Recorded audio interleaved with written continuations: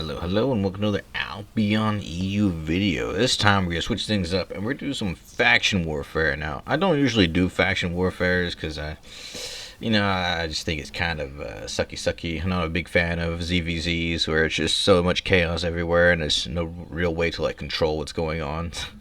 But faction warfare is actually really fun, to be honest. It's even if you do it solo or with a group of friends or with your entire guild or with their an entire alliance even. It's a lot of fun if you get everything together. Like if you get bomb squads, stuff you would do out in the black zones. But here's you can. It's kind of like a test for to see if you got a good build going on, you got the right stuff. And especially, it's even more fun when you choose the right faction. Right now, Sterling is just top dog. We were able to get first place in this one, so I was glad I'm part of Sterling faction here. And we didn't get many big ZVZ fights. We did get one, which I'll show in a bit. But there's so many people actually participating in these faction warfares that it's like you could just look on the map, you can see where the activity is, and you just join them. You just faction up, go up, join them. And not only is it a lot of fun to doing these, but you also get a lot of these the faction tokens when you're going out capturing all these outposts or defending territories and all that. And with those faction points, you can turn them in for the crest or the mountain horns or crest, either one. You just have to see which one sells more. And for example, here I made enough to buy. I made enough faction points to buy a bunch of tier 4 capes, which ended up selling for, I think it was 800,000, 900,000, I believe. I think it was 900,000, which is a lot. And I don't do faction warfare, so I believe most of that, all those points came from just doing one entire run, did the whole hour of the bandit assaults. And that was worth it for sure. And here, sadly, during this ZVZ, I wasn't able to snag any loot. Sometimes, if you're lucky, you can get some these 4.3s or 6 point whatevers that people are dying with in here. But unlucky for me, these people were way too fast, and they were all way ahead of me on picking up loot. But I'm glad we actually did kill them and we didn't die. But I'm in flat 4, so it didn't really matter if I did die. It would have been fun anyways. But thanks to that, we were able to just dominate that fort. Those guys never showed their faces again, and we just captured all the rest of their outposts out in the middle of the near Caerleon. And I was kind of worried. Limhurst was kind of kind of big, but they weren't capturing the zones that are worth more points. So I think they lost on that front. But I mean, I don't know what else is there to say. It's if you're solo and you want to have that experience of just being in a ZVZ, faction warfare is definitely a good place to start.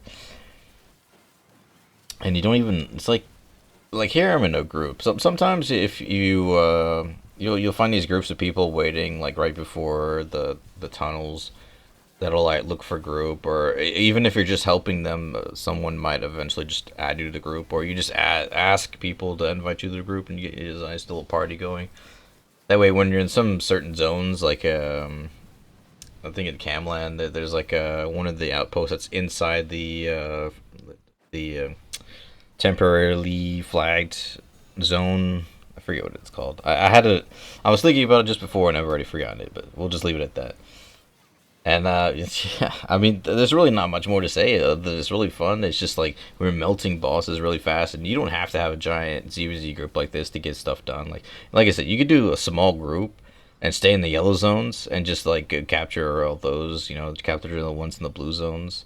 If you're feeling kind of spicy, go for red zones where there's not many people. But something you can do is instead of doing 4.1s or 4 point, sometimes people do 4.3s, but mostly people that are in these red zones are just 4.1s. You could just go 8.3 and just stay in the blue or yellow zones, and you'll be just fine. You can't lose any of your gear, and it'll just teleport you back to the closest outpost that you have. So that's also something that could be fun. It's just going around, just smacking people around with your best set, with your group of friends, and capturing outposts and just beating up people for fun. Or you can go a little bit more risque in these red zones and just you get a big clap.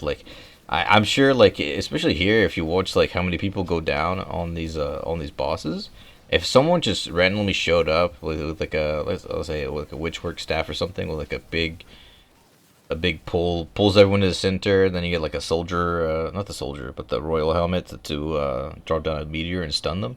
Just pull everyone in the middle, stun them, and have the boss just like kill them with one of his spells, and then it's like that's a lot of kill fam right there, and also a lot of silver if you manage to kill like the rest of the people. But doing it solo is not easy. That's why you see like some bomb squads, and honestly, I'm glad we didn't see any. But if there was a bomb squad that just showed up out of nowhere, even like just 3 people or 4, we would have all been dead. At least the majority of this group would have been dead. But that's enough for me. I'm gonna let you guys enjoy the rest of this one, and I'll meet you at the end of the video.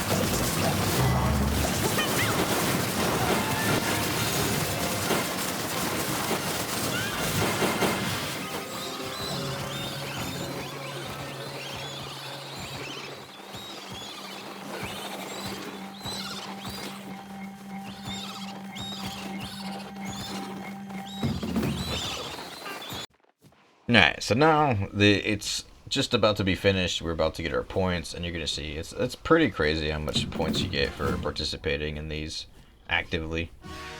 And then as you saw there, we just got like 23,000 tokens. And but also something to keep in mind is that you shouldn't swap faction all the time because it'll like lower your rank, and the lower rank you have, I believe you get less tokens the lower rank you are. I'm not too sure about that part. Don't quote me on that. But I know for a fact that the higher rank you are, you have access to like a higher quality stuff. Like if you're like a legionnaire, like I am right now for Sterling, I have access to like tier 6 crest that I can sell. And eventually, I think if you go, I don't really know the name of the ranks, but if you go high enough, you can start getting like the faction mounts.